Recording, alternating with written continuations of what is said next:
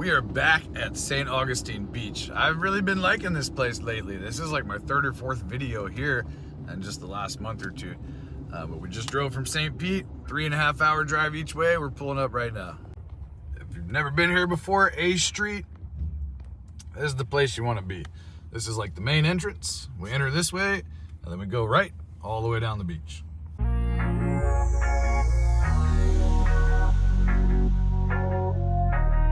There's always a line here, but it does move fairly quick.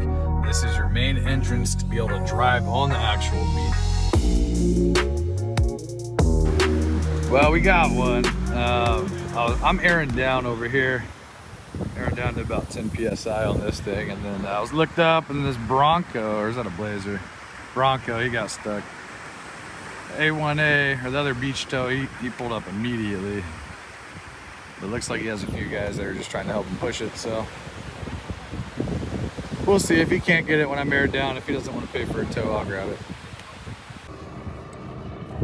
All right, so airing down the tires, I like to use the rapid tire deflator kit. I'm gonna show you guys how to use it. I know a lot of people are weary of this, considering that it does pull the valve core. Most people have never used one, but this is a fast and efficient way to air down. So you have 5 components. You have your stem right here. This is your body, this is your slide. Stainless steel hose with your pressure gauge at the end. So you want to take the stem by the body, or by the stem right here, screw it on clockwise just like you would a valve stem, or I'm sorry, a valve cap. We'll get that thing all the way on there, bottomed out.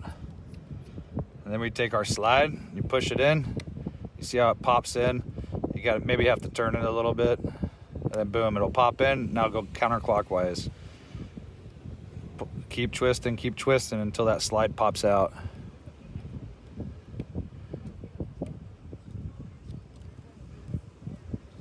There it goes. Now lift up on your body. It's that simple. It holds the valve core inside the stem so it'll never fall out or become loose. And to get a good pressure reading, it's not going to read pressure if it's open. Only when it's closed. So we're gonna go down to 10, then we're gonna take it off and do the process in reverse. All right, we'll give it a couple hours and see if that entrance gets chewed up a little bit. Usually it does, but right now we're just gonna take a stroll down the beach, check it out.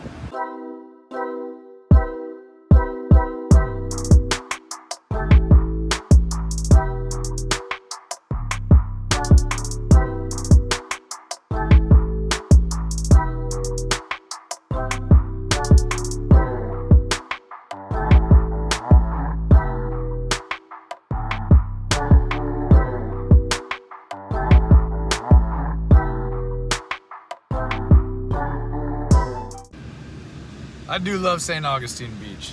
It's beautiful water, nice soft sugar sand. It's usually good weather, the people are friendly, but my only real complaint is that it's kind of overregulated in my opinion. I've been to a lot of beaches, I've driven on a lot of beaches, and this one by far has the most rules that I've ever seen. The main thing that I don't care for is that it's only one-way traffic. And they don't let you drive close to the water's edge where it's hard packed. They keep everybody up away from the water and the sugar sand. Thanks, brother. The guy was like, hey, I got that straps. But, so I mean, that's kind of a bummer. When you drive down to the beach and then you can't turn around and drive back, that basically forces you to get out onto the main road and just do circles if you just wanted to cruise. Now, I realize a lot of people just come here and hang out, and that's not a concern to most other people, but it is an issue for me and a lot of other people that do what we do. We still get to drive on the beach, which I'm thankful for. And, it's just unfortunate that this is one of like 2 or 3 beaches in Florida that you can actually drive on. Now, Texas, you can do whatever you want in Texas. You can drive in the water. They don't care. They do care, but it happens all the time. And, you can drive your truck right up to the water's edge, set up your fishing poles, all your gear. You can do circles, you can go this way, that way, sideways, doesn't matter. Have a big bonfire, Texas beaches. Although they're not as pretty as Florida beaches, it's definitely more of a free state. It's the end of my rant. Let's go find some recoveries.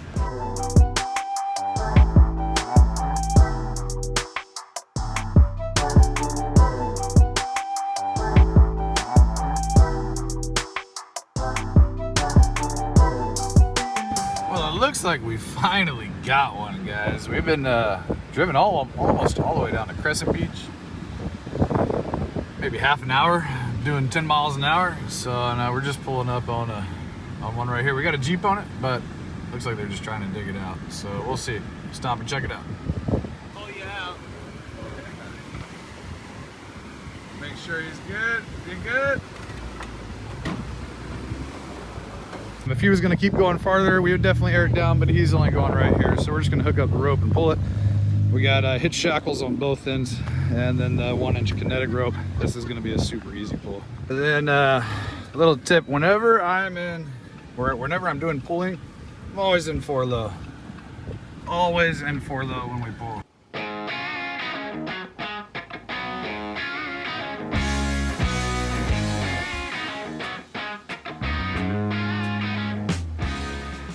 So that was a super simple recovery, and the sand recoveries, they usually are. There's no mud suction, so it doesn't take a lot of effort to get them unstuck, unless it's like a super heavy diesel with a camper or something. Then sure, you might have to tug on it, but generally the Jeep will just slowly pull out whatever it is. And then we helped him air down. So I showed him the rapid tire deflator, just like I showed you guys a minute ago, and we aired down his tires, so he should be able to at least move around where he wants to. I'm just gonna keep patrolling up and down the beach until about sunset, and then we're gonna get out of here. Hopefully we at least get 2 or 3 or 4 more recoveries, make a good video.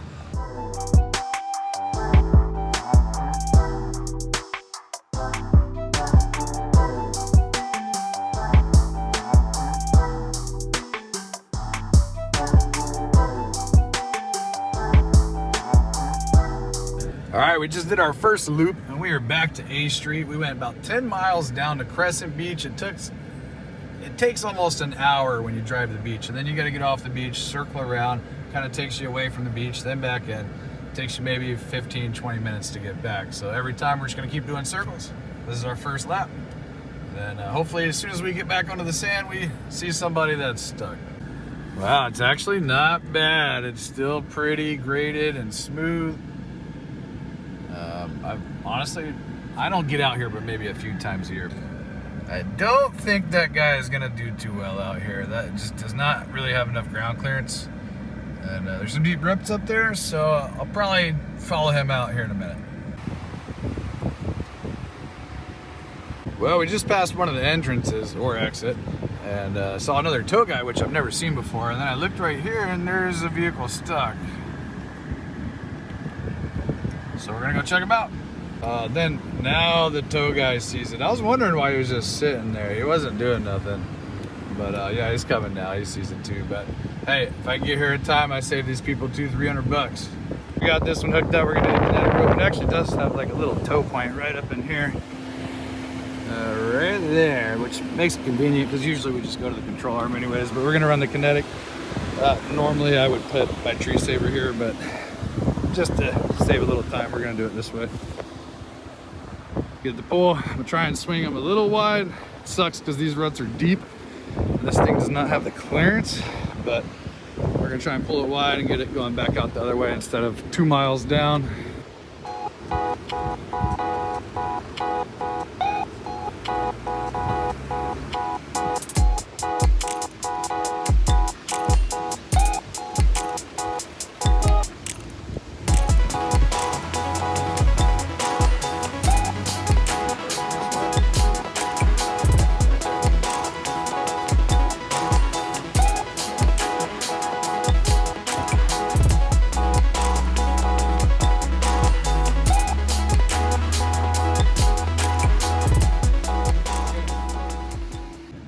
That tow guy I'd never seen before, he was not happy with me. He was asking all types of questions, being rude, but you know, he just take it with a smile. And he's like, I do this for a living, right? And I was like, yeah, me too, man. There's plenty of recoveries for everybody, so no need to hate. But we got them unstuck, turned around, heading back, and then I'll hang out here for a second. I'll let the tow guy grab the next one. I'll work a deal with him, like, hey, we'll do every other one or whatever. Dude, now this guy is like following me, bro. Fake nice. He wasn't really trying to be nice, but he didn't want to be like too mean, but he's definitely like condescending, And then now I drove all the way back he turned around, went back, and then I did a straight U-turn and came right back, and then he did a straight U-turn. So pretty sure he's following me. We got some recovery wars going on out here at St. Augustine. Well, we're back on A Street. Tow truck guy didn't follow me, but I know he's not happy. I'll try and talk to him, calm him down a little bit. But yeah, we're gonna make another lap. It is very slow out here today. Like usually there is a line here all the time. I'm not sure what's going on. It's a nice weather day. It's a beautiful Saturday. Usually this place would be jam-packed.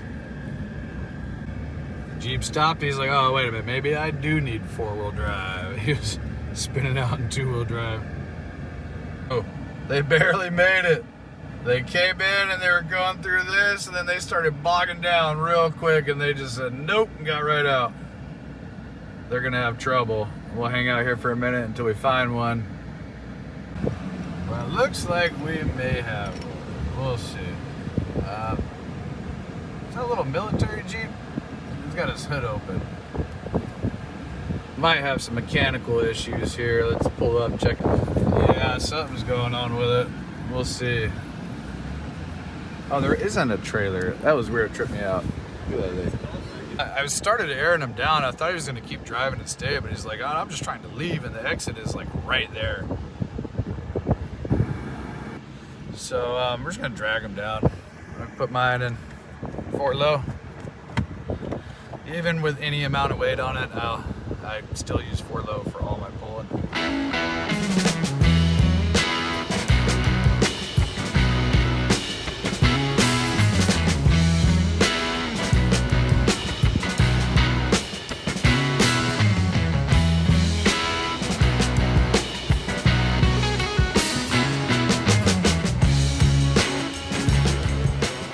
That's the exit right here, so I'll just air him back up then.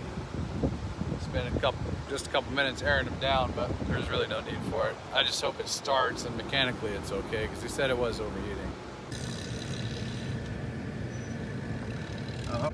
All right, we're on like lap 3, and I wanted to take a second to talk about something that I don't talk about as much as I should. Some of you that have been around for a while, you probably already know, but years and years ago, I created the 4x4 Rescue Network on Facebook. Every single state has its own recovery group.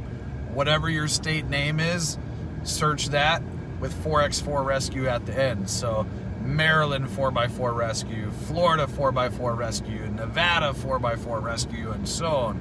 But this is a solid resource, guys. If you get stuck anywhere in the country, get on your local group and make an SOS post. Somebody will help you for free. That's the whole point of these groups, is we do not charge. It's a solid group of men and women for sure. But yeah, I just wanted to bring that up. I need to mention it more. It is a valuable resource. But we're gonna do at least one more lap, and we're gonna see if we can find another stuck vehicle.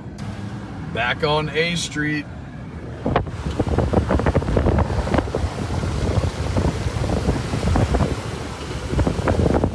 So being sea turtle season, they regulate the beach a little more, and then they don't let you drive on it.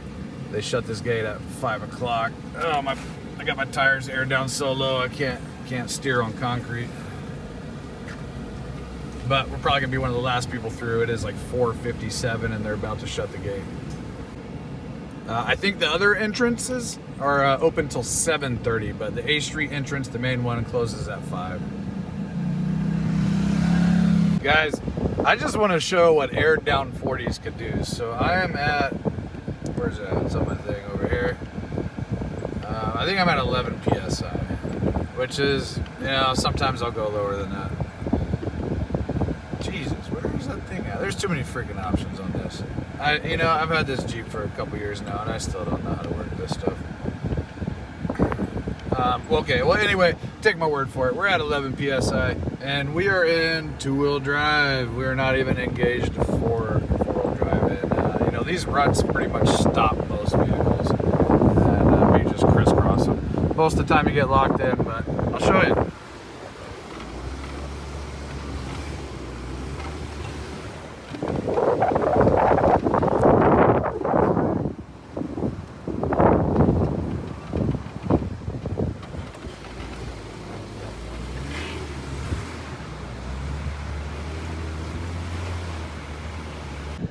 Guys, this is two-wheel drive. It's two-wheel drive, and I mean, it's like a freaking tank on tracks. That's what it feels like. It's point and shoot, you know. Now you don't want to sit here and destroy everything and make it impossible for somebody else to get by, but you know, it is fun just cruising around, crisscrossing the ruts. Let's hope we get another recovery. We'll see. And one of the first exits you come off of on A Street is Ocean Trace, and this one seems to be a little rough too. I always get a kick out of the name of those porta potties, floaters. Whoever named those things got a sense of humor. So I just learned something new. I guess Crescent Beach is two-way traffic. I never knew that. I've seen a lot of cars driving the other way, so that's cool. But it's not as choppy down here. So again, for everybody else, that's a good thing. For me, that's a bad thing. But yeah, two-way traffic, that's cool. Turn around, come back.